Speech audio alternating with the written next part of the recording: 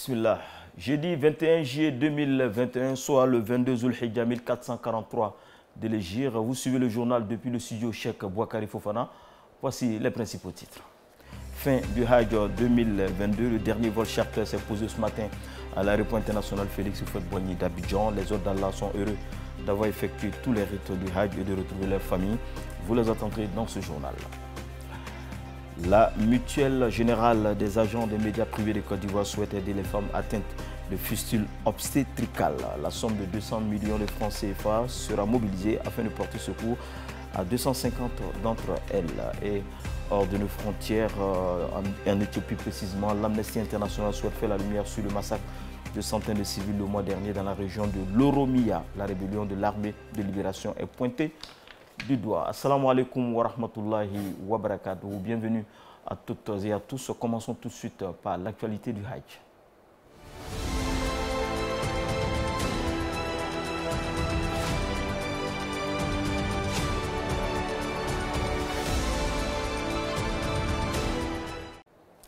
Nous le disions dans le sommaire, fin du Hajj 2022, le dernier vol charter des pèlerins ivoiriens s'est posé ce matin sur le tarmac de l'aéroport international Félix Houphouët-Boigny à son bord. 433 pèlerins, tous les pèlerins partis de la Côte d'Ivoire sont de retour. Ardouma Bokoum a suivi pour vous l'arrivée de ce contingent, commenté par Abdelaziz Diallo. Après plus de 3 semaines passées en Terre Sainte, les pèlerins ivoiriens rallient par vagues la capitale économique ivoirienne. Le dernier contingent des pèlerins partis au compte de l'État ivoirien s'est posé ce mercredi matin à l'aéroport international Félix Houphouët-Boigny d'Abidjan. À bord de l'Airbus A330, 433 pèlerins. Alhamdoulilah, nous sommes bien arrivés de Jeddah. Je profite de ce micro, saluer vraiment la Oumma islamique en Côte d'Ivoire, saluer le président de la République, son Excellence Alassane Ouattara, particulièrement saluer le ministre des Transports, M. Amadou Kone, le ministre des Transports, et saluer également le commissaire du Hajj, Imam Bachir Ouattara. Le Hajj s'est bien passé, alhamdulillah, on remercie Allah subhanahu wa ta'ala. Tout comme les vols précédents, celui-ci s'est déroulé dans de bonnes conditions, se félicite le chef de délégation. Alhamdulillah Rabbil Alamin, nous pouvons dire que le voyage a été positif car le Hajj a reçu. Pourquoi nous disons que le Hajj a reçu? Car les pèlerins ont pu faire tous les rites du Hajj dans la joie, dans la santé, et nous nous sommes retournés aujourd'hui en tant que 8e vol. Donc nous pouvons dire que le bilan est positif. Alhamdulillah Rabbil Alamin. Ce 8e vol marque la fin du convoyage retour des pèlerins partis de la Côte d'Ivoire. Au total, 3391 pèlerins issus du contingent étatique ont foulé le sol ivoirien. Le Hajj, 5e pilier de l'islam, se déroule durant le mois de Zulhijja, 12e mois du calendrier lunaire. En Terre Sainte, les hôtes d'Allah ont bénéficié d'un suivi médical de qualité à ce niveau. Aucun incident majeur n'a été signalé. L'ensemble des pèlerins ont pu effectuer tous les rites du Hajj. Au terme de l'édition 2022-1443 de l'Hégire, la commission médicale exprime sa satisfaction. Son président, c'est Ladjo Bamba Khalifa. Il est au micro d'Aljouma Bokoum. Nous venons d'arriver, c'est le dernier vol. Nous rendons grâce à Allah subhanahu wa ta'ala parce que nous sommes partis en bonne santé, nous sommes revenus en bonne santé. Ce qui nous réjouit le plus, c'est que nous sommes revenus en tout cas avec la totalité de nos pèlerins. Ce qui est une grâce divine que nous saluons, que nous disons merci à Dieu. Nous sommes une équipe soudée. Vraiment, j'avoue que ce n'est pas facile, mais dans l'ensemble, tout s'est bien passé. Le bilan est, pour ma part, ce n'est pas de l'autosatisfaction. Pour ma part, c'est globalement positif parce que tous ceux que nous avons convoyés en Arabie Saoudite sont revenus, en tout cas, au pays. Nous n'avons pas eu de décès, en tout cas, jusqu'à... Bon retour à tous nos pèlerins, nous disons Hajj Mabrou.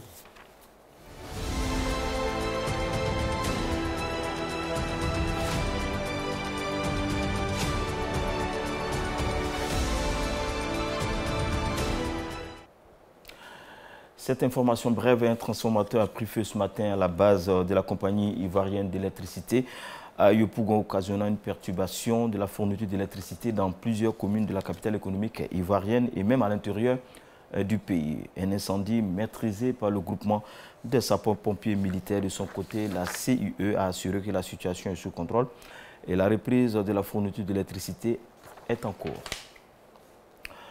L'ONG Dignité et Droits pour les enfants en Côte d'Ivoire a organisé mardi et mercredi une session de renforcement des capacités portant sur les violences basées sur le genre et la santé sexuelle reproductive, respectivement en faveur de 15 journalistes et 15 travailleurs sociaux.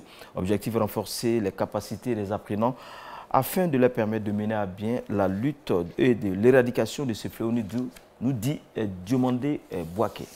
Dans le cadre de l'initiative Spotlight, lancée par l'ONU Femmes à travers le Fonds d'affectation spéciale des Nations Unies pour lutter contre les violences basées sur le genre, l'ONG Dignité des droits pour les enfants en Côte d'Ivoire, DDECI, a été sélectionnée pour l'exécution de son projet SSR-VBG. L'activité principale que nous faisons, ce sont les renforcements des capacités à l'endroit des jeunes filles dans les établissements primaires, secondaires comme le supérieur. Et aussi, l'une des activités que nous faisons, c'est la prise en charge des victimes de VBG, malheureusement des cas de viol et de violences sexuelles. Dénommé projet de promotion de la santé sexuelle reproductive et de lutte contre les viols, les violences sexuelles et psychologiques faites aux filles et aux femmes handicapées et non handicapées, il a une durée de 3 ans et est exécuté dans 4 communes, dont Port-Boué, Yopougon, Koumassi et Bouaké. Nous avons décidé de former les assistants sociaux, sinon l'ONG DDCI qui nous réunit ici ce matin a décidé de former les travailleurs sociaux qui interviennent dans le cadre de la prise en charge des suivants des VBG, parce que ce sont eux qui sont plus proches de la population, ce sont eux qui prennent en charge les personnes suivantes de violences basées sur le genre. Donc l'ONG DDCI a décidé de renforcer leurs capacités en tant que partenaire pour les aider dans la sensibilisation auprès de la population. Les participants ayant pris part à cette session de formation ont exprimé leur satisfaction. Je pense bien qu'au sortir d'ici, je serai apte à mettre en pratique toutes les instructions, mais les recommandations que je vous reçues ici. Par rapport à la formation, nous disons que d'abord elle a bien tombé parce que ce sont des cas que nous rencontrons quotidiennement dans notre fonctionnement. Et je pense qu'à cette formation, elle nous donne les outils pour pouvoir faire face aux différents cas et aussi orienter les victimes et leurs familles. Créée en décembre 2011, l'ONG Dignité des droits pour l'enfant en Côte d'Ivoire est une organisation nationale de protection et de promotion des droits de l'enfant. Deuxième titre de ce journal, la MS Média Mutuelle Générale. Des agents des médias privés de Côte d'Ivoire veut assister les femmes porteuses de fistules obstétricales. Elle organise le samedi 29 prochain, Inch'Allah, un dîner gala de bienfaisance dénommé le dîner gala de la solidarité. MS Média vise à collecter 200 millions de francs CFA pour ces dames, nous dit Aïcha Toukouné. Elle est méconnue, pourtant plusieurs femmes souffrent de cette maladie, dite de la honte dans le silence le plus total. La fistule obstétricale provoque une fuite d'urine et ou de matière fécale et entraîne à plus long terme des problèmes médicaux chroniques. C'est une communication anormale qui se crée entre la vessie et le vagin et ou le rectum et le vagin. En fonction des localisations, il y a des signes qui se manifestent. C'est entre la vessie et le vagin, c'est des urines qu'elle perd. C'est entre le vagin et le rectum, c'est des selles qu'elle perd. Il peut y avoir aussi des formes mixtes où les deux sont combinés ensemble, où elles perdent à la fois les urines et les selles. Plus de 250 nouveaux cas de fistules obstétricales sont enregistrés en Côte d'Ivoire chaque année. Heureusement, cette maladie peut être soignée grâce à la chirurgie réparatrice. Mais le coût de cette solution n'est pas à la portée de tous. D'où la nécessité d'organiser un dîner gala de solidarité pour aider ces femmes. Autant de raisons qui justifient que, aux côtés du ministère de la Santé, nous, MS Média, apporte sa contribution citoyenne à la mobilisation des ressources pour aider pour la prise en charge médicale. mais aussi pour leur réinsertion socio-économique. Informer, sensibiliser et aider à la collecte de fonds sont les missions assignées aux hommes de médias. La mutuelle s'est fixée comme objectif une enveloppe de 200 millions de francs CFA afin de prendre en charge les soins de 250 femmes affectées par la fistule obstétricale. Je pense que c'est de notre rôle, notre mission même, de notre devoir, si je peux m'exprimer ainsi, d'accompagner en tout cas ce gala de solidarité. Parce que comme vous le savez, aujourd'hui, les femmes porteuses de fistules, c'est devenu un problème de santé publique. Le dîner gala de la solidarité se tiendra le 29 octobre prochain autour du thème « La MS Média au secours des femmes porteuses de la fistule obstétricale ». La première édition du Forum Scout interreligieux a eu lieu le samedi 2 juillet dernier. Objectif est de rassembler autour de la paix les scouts de différentes confessions religieuses de Côte d'Ivoire, nous dit Soumeya Sanogo.